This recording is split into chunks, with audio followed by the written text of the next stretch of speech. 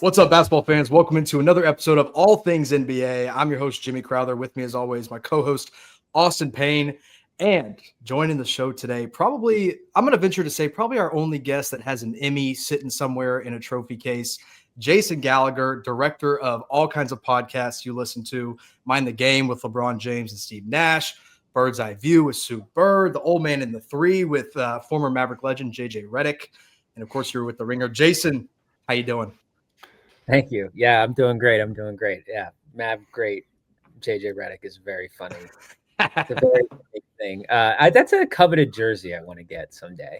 Is that JJ Redick Mavericks jersey? I specifically remember him playing in the white and gold Maverick jersey that was like out for the one season. So that's the jersey I'm gonna dig that up someday.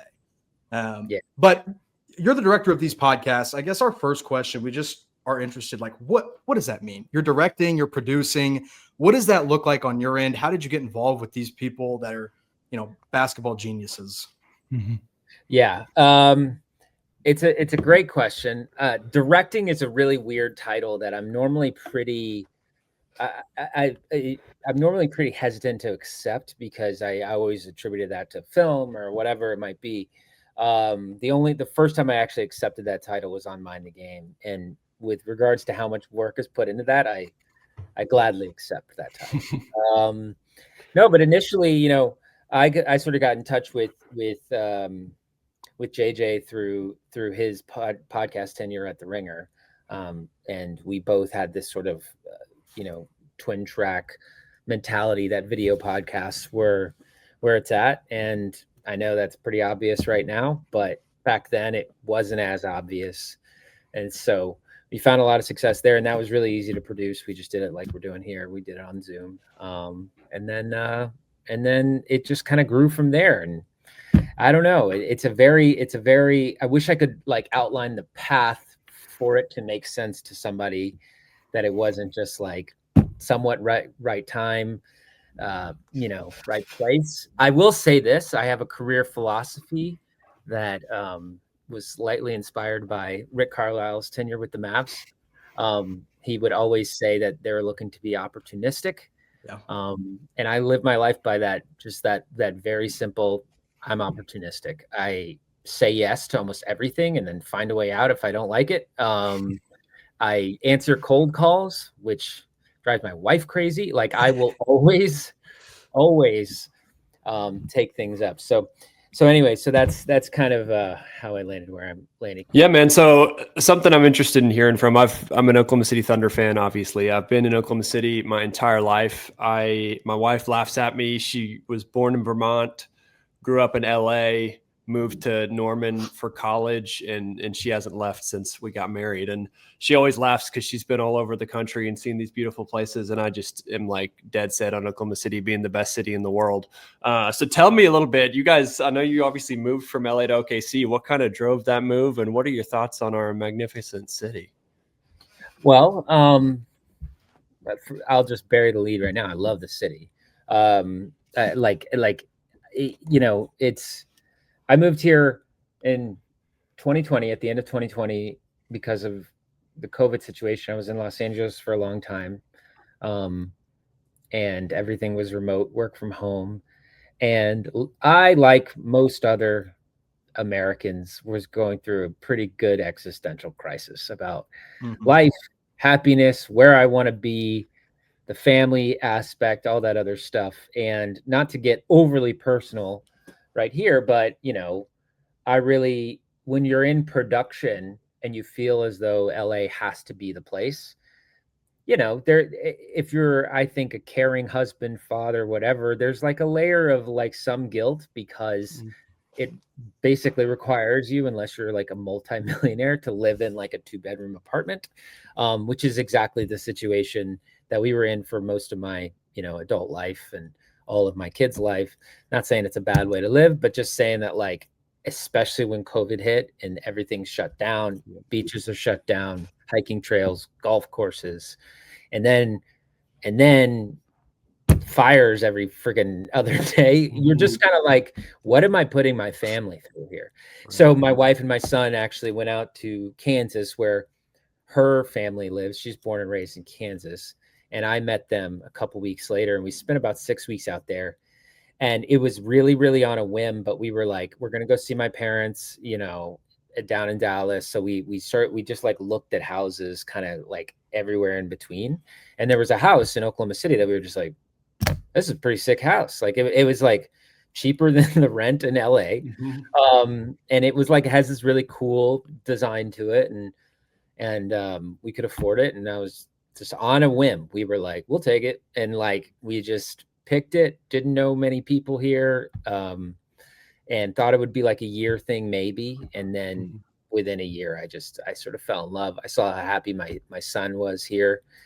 He had like a level of freedom that he didn't have. I know nobody cares on this sports podcast, but I'm just saying, it's a lovely city. I love the people. I love how like completely like for the city this place is. Like it's a very mission-minded city. And I love it. And not to look overly ramble, but one of the things that really turned me a little bit is when the vote for the new arena came up. And I tweeted like a normal person, this is a terrible deal. I still maintain it's a pretty bad deal. I'll just say that. But the amount of people that were like, F you, we love our mayor. I was like, I lived in Chicago and LA. That is not a thing that is said out loud.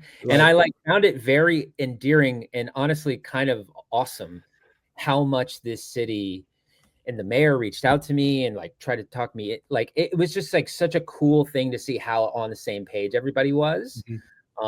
So anyway, so that really like changed my perspective of like, you know what? This is a really cool place. People are really proud of their city here. So yeah, no, I mean, it fits surprisingly well in a sports podcast, especially talking NBA. I feel like the way that Oklahoma City interacts very uniquely with the Thunder and their sports teams is really cool. So I love Oklahoma City getting some love from somebody other than me. Yeah, it's a great place. And anybody who travels in and gives it a chance, they wind up loving it. Like my basically business partner, Tommy Alter, loves Oklahoma City, like loves it. Every time he's here, if there's ever a playoff game, go to Frida during, early evening, you'll find Tommy there. JJ loved Oklahoma City. His favorite place to eat on the road was like the Jones Assembly. Like people who give it a chance, they love it. So it's awesome. Yeah, man. Yeah. Being a Dallas guy and then moving into Oklahoma City, wife's from here. I mean, seeing how it feels like a college town when a basketball game is going. When the Thunder are playing, like it just rallies around the city, and it's so cool to see. And I'm very jealous of it as a guy. I mean, and you can relate with LA too. And obviously your Dallas experience, like you have a million teams to root for. You have a million things to pay attention to. Like, yeah, we might as well go to a basketball game. It could be fun. Whereas Oklahoma City, like it's the thing to do. It's where you're going. It's who you're paying attention to.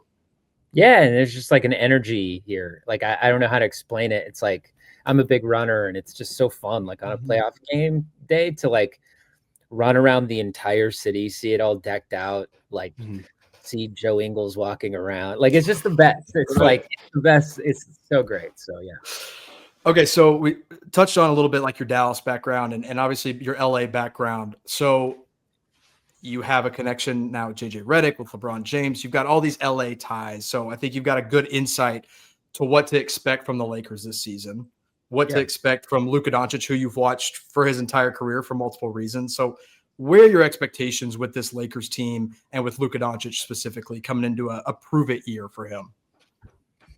Yeah, I mean, my expectations are probably higher than most, but I also have a belief in Luka as a player, a little higher than most, and that's born out of not just me being a fan of his, but just he is, I think, the ultimate X factor in any given playoff series every time. And you've seen all of his teams basically exceed expectations almost every time. And like when he's healthy, it happens almost like you didn't expect him to take the Clippers as far as he did. You didn't expect them to beat the Phoenix Suns that one year and go to the conference finals. You didn't expect him to go run through the West with 0 home court advantage, by the way, in any of those series. You didn't expect him to take him to the finals. So, I think that Luka, I will always have that sort of expectation until he consistently proves me wrong. I'm just going to assume that he has that gear in him in the playoffs. And then, JJ Redick, I'm extremely biased, but I think it matters a lot when a coach is fully has the full belief in his team and his system. And from the outside looking in, people might be like, that's not a roster that can do anything. I've talked to JJ. He is fully bought in. You know what I mean? He likes his chances. He believes in himself big time. And he's going in with that expectation of we are going to win a lot of games and we're going to be very good. And so I have a higher expectation for the Lakers than most. Obviously, LeBron's on the team, and I think that having Luka there allows him to sort of go at his own pace, make sure he's ready for the playoffs. I don't know, it could be really interesting. It's even people kind of forget that the Lakers were the 3 seed last year, which is sort of nuts. And Luka was somewhat out of shape. And I don't care what anybody says, but it was an extremely emotional spring for that guy. And maybe the most technical aspect of this whole thing is that he didn't have a lob threat in the playoffs, which is like taking away the Batmobile from Batman. I don't know if that's a good. Yeah, oh, that's great. But it's a huge part of his game. It's a huge part of what makes the rest of his game work. And to not have that, and to still sort of play as well as they did, I give them a solid shot. I mean, my only hesitation is the West is just better this year. Yeah, two questions for you, follow-ups off that. I have gone on record saying I'm fairly high on the DeAndre Ayton signing. I think that if a team, a group of guys is going to get get his potential out of him, it will be a Lakers team with Luka and LeBron. So that question one, thoughts on DeAndre Ayton? With Demon JJ screaming. Yeah. Yeah. So first, give me your thoughts on that. I think that my thought has been even if he doesn't wind up to be what he kind of was at his peak in Phoenix, he's unquantifiably better than Jackson Hayes. So do you think just that addition moves the needle much? What's your thoughts on that? I think it does. I think it does. I think one, they didn't have a choice. They didn't have a lot of options and they had to do something. So I think that they got kind of the best case scenario out of that need. But I also think, again, we've all seen Luka do this with players that aren't that great. No shots at our boy Dwight Powell, but Dwight Powell's out there playing heavy minutes in the conference finals. That's just what Luka does for people. And so, we don't need God, you hear me? The Lakers don't need they don't need Ayton to turn into prime Shaq, but they just sort of need him to be this rim runner and this sort of backline help on defense. And I think that's the part that the offensive part doesn't even really bother me that much. It's really can he be serviceable on defense? So we'll see. Well, the good thing, Jason, is that there's no ice in LA. Not a lot of ice, I don't think. So he'll be able to get out of his driveway. Okay. I think that'll be a big plus for DeAndre. Okay. One other question for you, Jason, real quick, in regards to Luka. I watched most of Eurobasket and was impressed with him defensively. Now, I think there's going to be a cap on what a guy like Luka can do defensively because of just how he's built. But I was impressed. What are your expectations for his maybe defensive improvement this year? I think, he's always been a solid, at times solid isolation defender, sneaky sort of I can stay in front of somebody, but he has to be locked in. And I think that, I want to make sure I'm not bearing. Okay. All right, here we go. I think the thing that really makes me optimistic is his sort of recovery time from being in shape. He takes on a huge offensive load, huge. To expect that he is going to be taking on the same level of defensive sort of load is really unrealistic. And I think for any player in the NBA, it's on minus maybe prime LeBron James. It's really hard to be that heavily used on offense and then still come down and be like as locked in as ever. But I think that's the part where things are going to seem to improve. To me, a lot of the stuff that's made Luka tough to watch on defense are the sort of just mental lapses. It's the sort of like, I'm tired. You can tell he's tired. And so I have no idea if it's consciously or unconsciously, but it's like, it feels like when he's tired, sometimes he starts yelling at the refs to sort of slow himself down. I don't know what he's doing there, but the point is that I think that there's some real exhaustion that comes from the offensive thing. And I think that by being in shape and game after game after game, being able to just like lighten that a little bit will probably allow him to be more engaged on defense. So I'm excited to see how that bears out. I still think we're going to get our couple of embarrassing defensive Luka moments for sure, just because of the nature of the dude. But you know, I think we're going to see a decent improvement. That's my prediction. No, I'm with you. And again, as somebody that's watched him start to this point in his career, like you're right. The isolation defense has never been a huge problem. Last year being kind of an exception for where he was at in terms of being in shape, but the strength, the base that he has, like just the level of professional IQ that he came into the league with allows him to be a better isolation defender. But of course, everything gets clipped in social media era, and everything that does happen every time he does get blown by it is the end of the world. So I agree with you on that. I think some of it can be justified, you know, but I just wish there was like a totalitarian, like I'm not saying it right, but I just wish there was a big picture view of his game. You know, I think one of the most frustrating pieces of sort of narratives that's come out in the last 3 years is that Luka's defense somehow cost Dallas in the finals against Boston. Like, and there are a lot of people that feel that way, a lot that are like, yeah, they cook, you know, whatever. And it's like, at that point, you know, what he had done to get them there and to get so little help on the offensive end from his teammates, that's it. I mean, he if you're expecting to be this elite level defender while doing the stuff that he was doing, I think it's just like totally unrealistic. And I think there's a reason why so many players in the NBA, like real actual basketball players, like you won't catch a single one of them saying, oh yeah, Dallas lost because Luka was blah, blah, blah. No. It's like, there's no way. Dallas lost for a lot of reasons. That was maybe a small factor, but I don't think it was even like a top 7 or 8 reason why Dallas got smoked. No, I'm with you. I agree 100%. I think about that picture of Luka with the bandages and the ice all wrapped around, like a jacket of ice and bandages just to get through a quarter is insane. I mean, and that's who he is, and that's who he's always going to be. And so on that note, Jason, you are, or once were, a very, like, everyone knew you as a Mavs fan. Like, are you that on social media? Like, that's where you are. Things have changed. A lot has happened. Where does your Mavs fandom currently stand? I gotta know. I'd say it's non-existent at this point. Okay.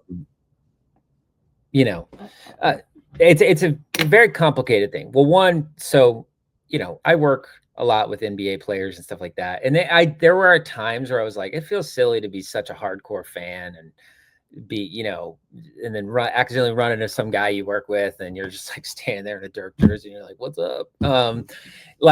But all that to say, I actually really feel like fandom, like as I've sort of gotten more comfortable in my career, that I celebrating fandom is something that I like feel pretty strongly about, in that fans are just the thing that make this all happen and make it all work and make it all profitable and everything like that. It's just like, I think that fandom sometimes can get walked on a little bit. And I just like, my least favorite type of person, whether it be athlete, you know, person in the media, whatever, are the people that like just forget that the fans really are that important to the game. And I think so much of why I cannot stand Dallas right now, like can't even stomach them, is because I don't see a single person in that. See, I almost cussed. I don't see a single person in that organization who has shown the fans any iota of respect. Not a single person. And I think that like, people talk about this Luka trade, this Nico trade, and I don't know if you guys break out clips. I can't wait to see the comments, but people talk about this trade and it's like, yeah, the trade was bad, objectively bad, awful, stupid, bad. But the way the Mavs have handled it up until this day may have been worse. It's the worst handling of anything I've ever seen. Even this new guy from Minnesota who comes in and is like, my day one objective is to repair the relationship with fans. And it's like, I kind of can't believe you even said that. I'd almost prefer you just didn't say anything, because that, to me, that's the equivalent of like having an affair with my wife and then be like, I'm so sorry, I can't wait to repair this. Also, I'm still going to have this affair. Like, it's just that's the signal that Dallas is constantly putting out there. And I think that they have to, that I understand politically why it's hard to like move on from the trade, move on from Anthony Davis. If you fire Nico, it's an open acknowledgement that, hey, we got killed in this trade or whatever. But I just think, I think that I expect there's a lot of people like me in Dallas. Like I hear it all the time. And I expect that this year you'll still hear it in the arena, no matter what. Like I just have that hunch based on what I'm seeing online. And I know people say the internet's not a real place, but sorry, it kind of is. So I just, yeah, that's my take on it. I'm almost like rejecting Mavs fandom out of my sense of Mavs fandom. I don't know if that makes any sense, but it's like, that is what like Jason Mavs fan should be doing. It sounds so weird to say. It makes total sense. And you're right when you talk about a lot of people feeling that way, because as somebody who is on Mavs social media all the time personally, like you still see it and you're going to see it every day. Even when he's gone, like every trace of that trade has to be gone first.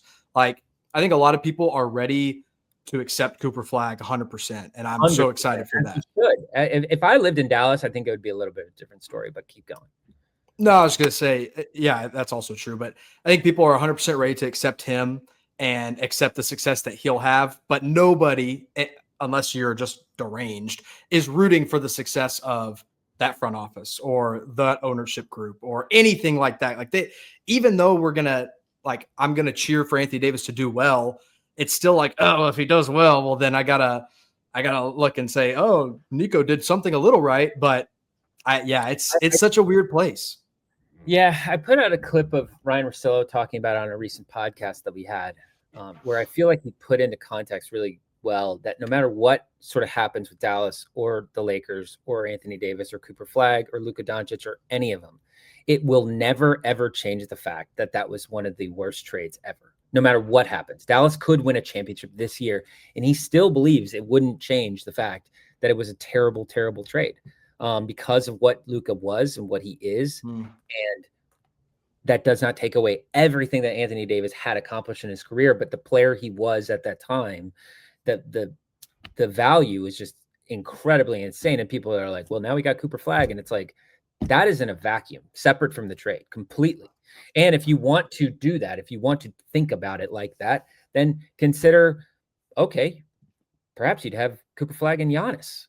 What would that be like? If you played this right, that's how it could have gone if you want to play that game. And that's where it will always be bad. And I think that the way that Dallas has handled it, the way that Nico's handled it, when I talk about respect for the fans, I cannot believe how above the fan base Nico Harrison he is. And I've had people say it's not good for your career to talk out on him. Like you could be working with him someday. Don't care. The guy, it seems to be a moron. Yeah. Well, I mean, as an outsider, I thought just one of the silliest and craziest things I've ever heard was when he was talking about getting that Cooper Flagg pick, and he was like, well, fortune favors the bold. And I mean, just one of the worst, I feel like, quotes you could ever have, especially geared towards a fan base that's already furious. I mean, I remember talking to Jimmy about that. Like, I actually just watched the clip on your podcast that you're talking about, and I felt the same way. Like, I was like, yeah, I'm not an AD hater, but I mean, there's probably two guys, maybe two guys in the NBA you couldn't have gotten just one for one with Luka. And it might have been Shea and it might have been Jokic.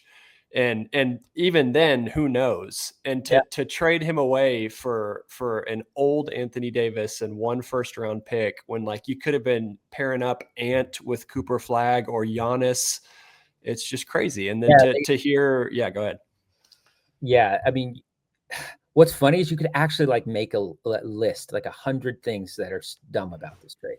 Like the Mavs had Jalen Brunson and Luka Doncic, and they got 1 draft pick out of them. What is this team? And in a league where people lose their jobs for like just like going on like a 2-game losing streak, like how does this guy continue to thrive there? And I what's funny is that there's so many people that believe it's some sort of conspiracy theory. I have no good argument for you. Like I have none. If you believe in that, God bless. I don't, but there's not really a good argument. There's not really a good argument other than my best argument is like, hey, I work in and around NBA circles. There's not enough smart, quiet people to be pulling off something like that. There's just no way. There's no way. So anyway. I mean, even if you just work with people in general, like no matter if you're NBA people, nobody can keep their mouth shut. Like nobody can keep their mouth shut. No, but I do want to hammer this point home on the fan thing. And honestly, this is the first podcast I've been on since Mark Cuban's gone on his sort of podcast spree lately. And I find Cuban's perspective on this to be utterly nauseating. I find him to be incredibly disrespectful to fans. Like, I can't believe this guy's saying what he's saying out loud, being the type of owner that he is, that he comes in loud, brash, changing things up, whatever, embracing the fans, answering emails, doing whatever. And then he's like out there being like, well, part of why I sold is because, the fans have just gotten so toxic. It's like, really? Because when you bought the team, Mark Cuban, no one cared. And you developed a franchise that has now won so much that the fan base expects winning and excellence. And I don't know if you've ever met a Knicks fan when the Knicks are doing bad, or a Celtics fan when the Celtics, like, they have a high expectation for their team. And that's what you've developed and built. And so I can't believe this. Like, there's so many things he has said on these podcasts that I've been like, I can't believe how just over, like, you've lost touch. It's not like you're not even close to it. You've totally lost touch. And I just can't believe this, dude. Like he said, and sort of talking about why he sold the Mavs. This is like one of the best moments of irony I've like ever heard. So when he talks about the fans, he goes, well, just winning is going to bring him back. And if not that, then they're just haters. That's what he says, right? In the same podcast, it was the DLLS podcast, because I remember texting Gray afterwards, and I was like, I would have lost it. So he talks about that winning thing, but then when they dig into why he sold, and he talks about, well, the league has just changed, and he gets into like private equity getting involved, and the NBA, it used to be about something, and now it's just so profit driven. It's so bottom line driven. And he speaks about like the ownership of the NBA, like there's something more than just bottom line profit. There's something deeper. There's something deeper that I used to love, and it's gone. And then when a fan looks at him and tells him, hey, same thing for me. There's something deeper here between me and this team. And I don't care what you say about wins or whatever. The franchise you built, the story you helped tell through the Mavs and through Dirk and everything like that, made me the kind of fan that I am, that I feel like loyalty actually does matter to a certain extent. And it's not necessarily about bottom line wins, losses, whatever. And the fact that he can't see that irony, that there's a contingent of fans that believe there's something deeper there between a team and the fan. Whew, I can't with that. No, I mean, this is an awesome conversation, and that's a perspective that I think a lot of people probably feel but can't word as well as you did. So I appreciate you bringing that up. But like, I've had a couple months to think about it, so it's not just right off the dome. I thought, like, if I'm going to say anything on it, that's what I'm saying, and I'm just going to add this. Yeah. It is why I like Sam Presti as much as I do. Yep. Obviously, he's a genius. Obviously, all that stuff. But like, if you live here and you see how much he cares about the community, always addresses the fans. Like when he had to blow it up, I've like talked to people who like were on the inside of when he had to blow it up, and he decided I need to write a letter to the fans in the Daily Oklahoman, and and that was like on him to do, and he took it very seriously. I've heard some like pretty fun stories about how seriously he took that letter, and to me, that like speaks volumes, and you can see it reflected in the city, and you can see it reflected in the fan base and the parade, and you see it with the players and everything like that. That all trickles down. And so I think that when it comes to franchises' relationships with fans, like Dallas and Oklahoma City couldn't be on more opposite ends of the spectrum. Yeah, and that's kind of where we're wanting to go with this next. I mean, again, I've been a Thunder fan as long as the Thunder have been in Oklahoma. I think that, I'll be the first to admit I did not make it through every single game of the seasons where we were tanking, but we've just always kept up with it. It's always been something I care about. And to see from an organizational level, from Clay Bennett all the way down to a guy who plays some rotation minutes like Aaron Wiggins, just to see the uniformity and how every single one of them talks about the fans in general, but specifically just post winning the title. So you see it in their interviews, you see it as they're in the arena right before the parade. No one can talk about their time in OKC and the achievement and the accomplishments that they just had without mentioning the fans. Like Shea can't even leave the arena after winning the, finals MVP without like having a moment for the fans to just applaud themselves. And it's special. Like I know you're talking about it, and I can tell that you believe it's special too, but I feel it from a fan of the team's perspective, or a fan of this team as well. And just being at that parade was one of the craziest things ever. We were down there, we got there at 7 a.m. and to look down the street and you're like, oh my gosh, every player's walking. And I mean, we've got Shea is stopping and taking pictures with us. He's giving us hugs and like, yeah, obviously he's just excited, but you can tell they're just happy to be here. Yeah. And I think that's even more important right now, having just locked up all these guys on big contracts and knowing that a huge part of that in all their interviews was them loving the city. And I was tweeting about it 2 or 3 days ago because Chet said at Media Day, he's like, I'm just glad to be back in Oklahoma City. And again, I get why people love the city, but I think outsiders are like, why the heck does Chet want to be back? And it's because there's something special about this organization and also this community. So just since 2020 and being here, what are some specifics that have impressed you about this Thunder squad and their leadership? Well, it actually it's I'm gonna start by just echoing what you said, in that there just seems to be a proactive like sort of mission, it seems like, between the franchise and its fans, and the word I'm sort of looking for when it comes to like the inverse, which is the Dallas situation, is that Dallas feels very nihilistic, and by the way, everything Mark Cuban said was right about NBA ownership and everything like that. It feels, bottom line, nihilistic, like nothing matters, like there's no soul there. With Oklahoma City, to me, I think what makes people really like it, especially players, that it doesn't feel that way. It feels like there's actually something inexplainable that this actually really matters to people. And I think it really starts with like really great leadership. That's where it starts to me. And you could talk about it from the top on down, but I'll just say that I don't know much about Clay Bennett, but Sam Presti, the leadership he displays is like unbelievable. And every single player who comes through, no matter how long their stint, except for maybe Gordon Hayward, sounds like, but no matter who it is, Chris Paul, whatever, they always reference their time here and they say the way he treated me, even if I knew he was shopping me, the way he treated me was amazing. And I think that leadership, and I think Presti, like the credit I'll give Clay is Presti went through it with Durant, Harden, that whole thing. He went through it. He made mistakes, and he had a ownership group that allowed him to weather those mistakes and continue.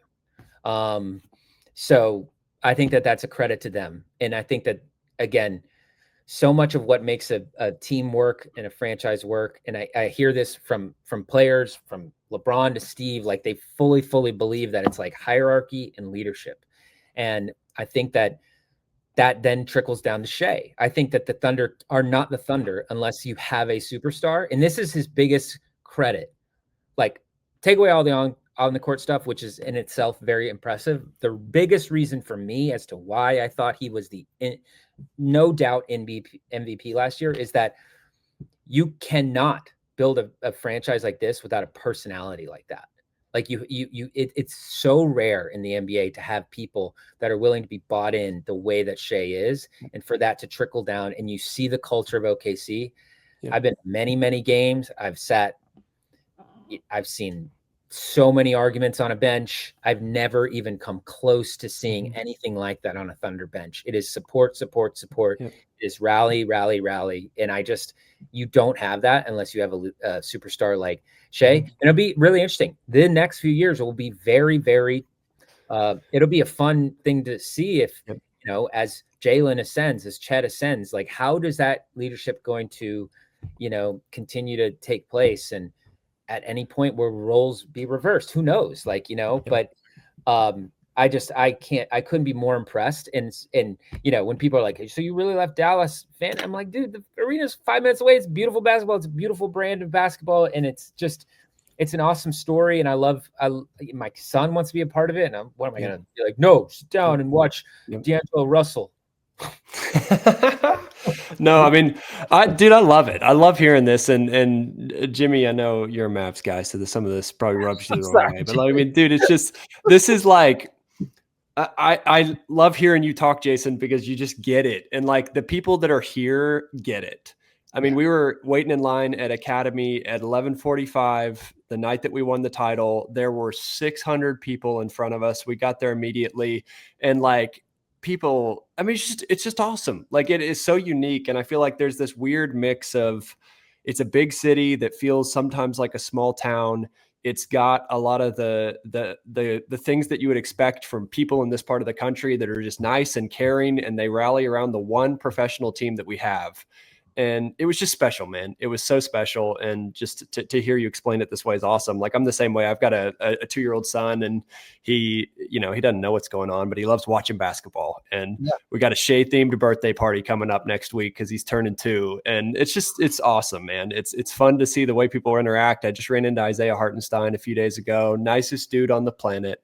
It's just cool. It's cool to see that this community loves them so much, and that it doesn't take long for them to turn around and end up loving this community so much. Yeah. I mean, and so much of the passion that I have, like really, really does stem from like, I think that common gatherings, common goals and stuff like that are really, like, not to get too weird, but I think it's really important for society. And I think as society sort of continues to sort of fracture within itself, these types of institutions are actually very vital to communities. And I fully believe that. So like, I like that, the mayor takes it as seriously as he does. I like that all of this stuff, seems to happen. And then when you like I said, you drive just a few hours south, you see the polar opposite, what seems to be somebody, a team owned by people that literally bought it for a profit and don't have any connections to Dallas.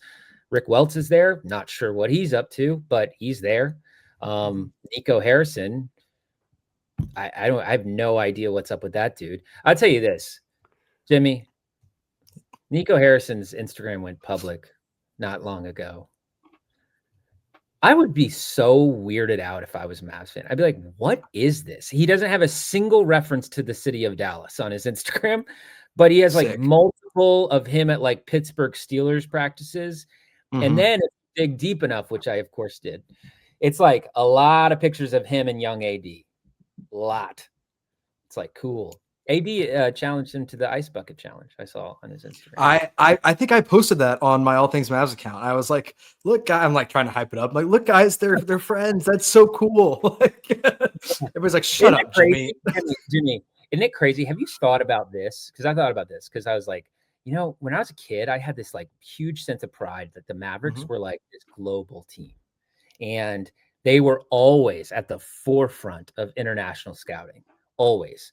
And I remember we had teams that had like guys from like, there were like 7 or 8 different countries represented on the Mavs at one time. Like they went from that franchise to we're going to team build based on who Nico Harrison has hung out with. Isn't that crazy? You went from global to like his Rolodex. It's very wild. It's just such a wild thing. It's very baffling. And by the way, my 2-year-old son will be forced to watch D'Angelo Russell basketball this year.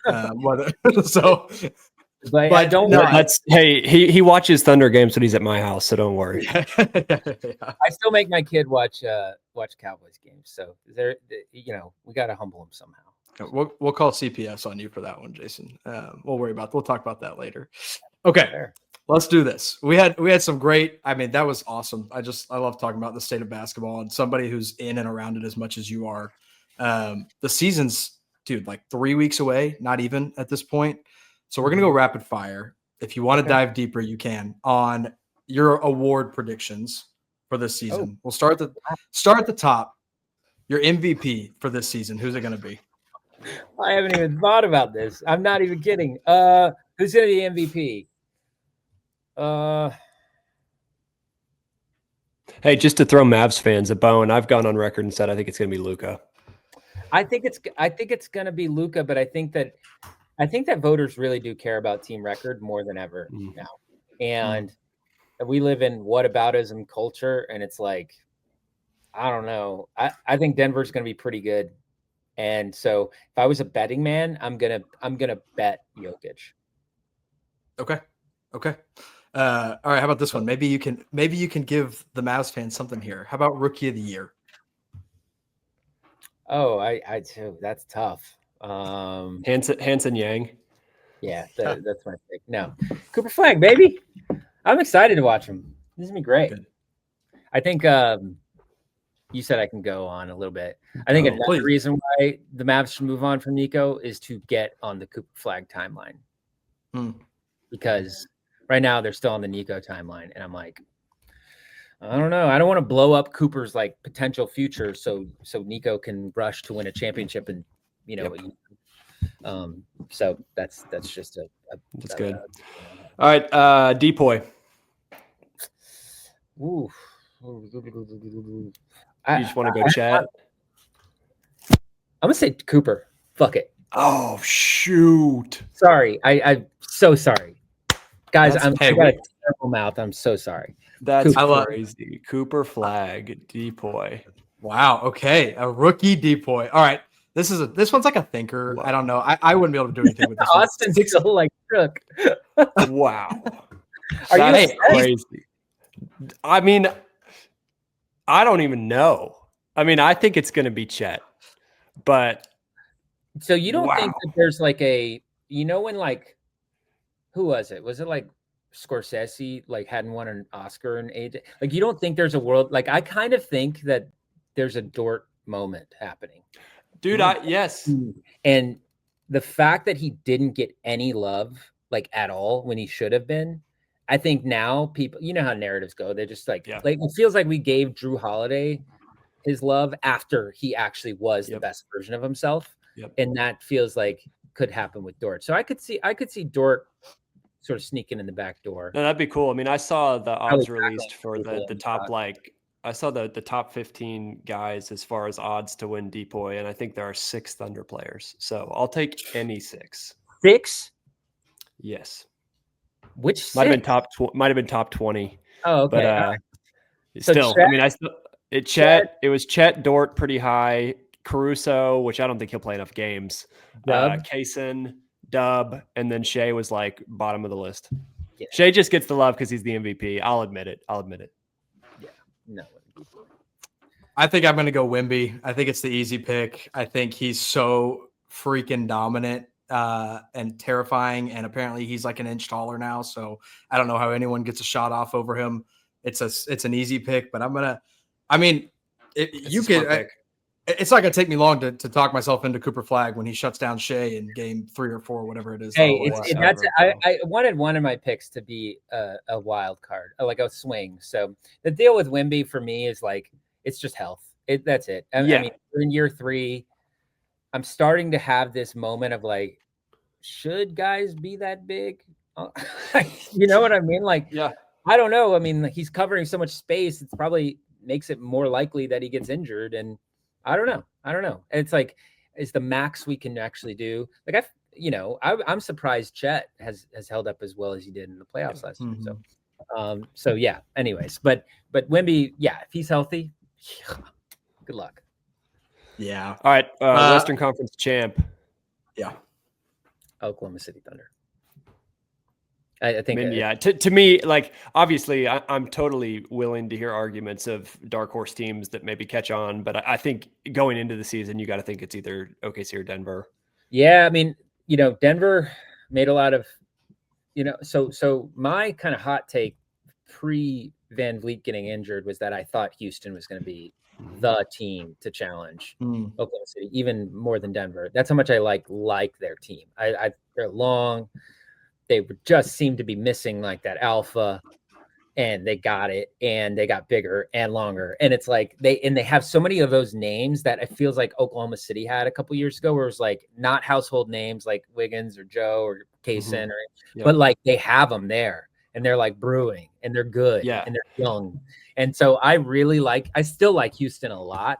Me too. I think that the Van Vliet thing sucks, but I still really like them.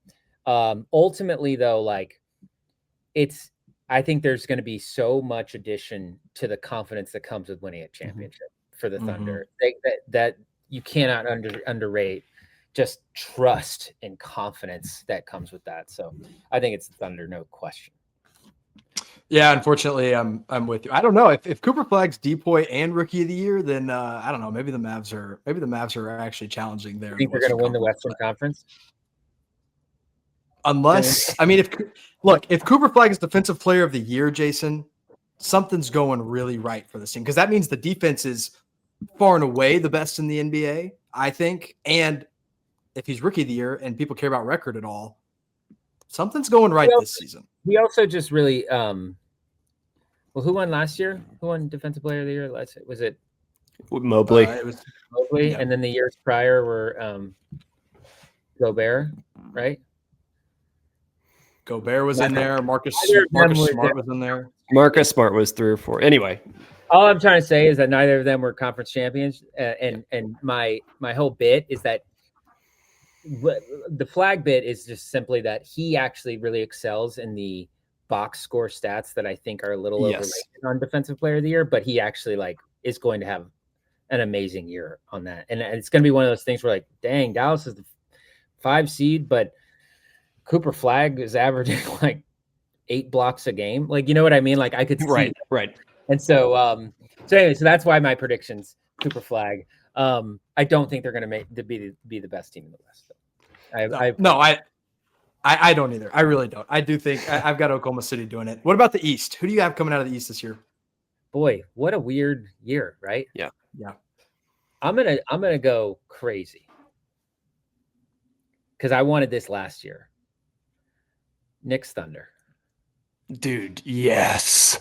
And I cannot wait to see Oklahoma City try to stop Spike Lee from sitting courtside, because they absolutely will. Because I know how that organization's run. They do not like opposing teams on courtside, but Spike Lee is a maniac. He might show up in disguise and then just that matchup. It would be literally perfect, because in my head we've got the first title, so now I'm thinking, what would be the most fun scenario as a fan for their second title? And it's been, in my head, it's been either the Knicks or a healthy Boston. Obviously Boston's not there. So yeah, give me New York. That's the Boston OKC is like basketball drugs. It's like peak Boston, peak OKC. Yes. I think about that too all the time as a Mavericks fan. It's of course OKC meets Indiana the year prior. Dallas meets this juggernaut Boston team. But I I think that would be sick. And I just with NBC now in the mix and and rights and stuff like that, and they're so good at that Bob Costas storytelling thing. I'm just sort of the big city and the farmland. I cannot wait if that happens. And it's just it's gonna be great. We're gonna be walking around downtown and Jon Stewart and Timothée Chalamet are just roaming around. It's gonna be awesome if that happens. I think the safe pick is Cleveland though, but I want it to be the Knicks so bad. And if there was ever a Knicks year, I think it's this one. Yeah, no, definitely agree. I mean, the Knicks might just get lucky and Cleveland could just do their thing and get bounced in the second round again, not even have to play them. Okay, so Knicks, Thunder, who are you taking? Thunder. Yeah. But you heard it here first. It would be so. Look, as an NBA fan, like that Knicks team beating like what, like objectively, take ourselves out of it, but just beating like what appears to be a juggernaut Thunder team in the Garden, like, oh my God, I can't even imagine what the streets would be like. It would be like nuclear. It would be amazing. Yeah, I don't want to think about that, but I mean, yeah, we'd have to run for our lives. I mean, basketball truly is better when teams like the Knicks are at the top of the conference, at the top of the league. It's just so much more fun to see those kind of teams excelling. So I'd be all about that. I'd go to as many games as possible. God, that'd be so much fun. Yeah. Jason, I mean, anybody that's watching this probably knows where to find you, knows what you're up to. Anything you want to plug before we get you out of here? I'd like to just say that Mind the Game is returning very soon. When does this come out? Tonight. Okay, so very soon. October 3rd. Not allowed to say the date yet, but very soon. And then, if you're watching the WNBA finals, Bird's Eye View is doing a lot of coverage of it, and I love that pod. And yeah, that's it. Those are the two things right now. I think just keep tapped in on those things right now. That's awesome. Well, Jason, appreciate you jumping in. We're going to have you on again at some point this season, so just be ready. Keep the DMs open, and we'll talk to you next time. Thank you, guys. Make sure you subscribe, like this video, comment down below, and we'll see you next time.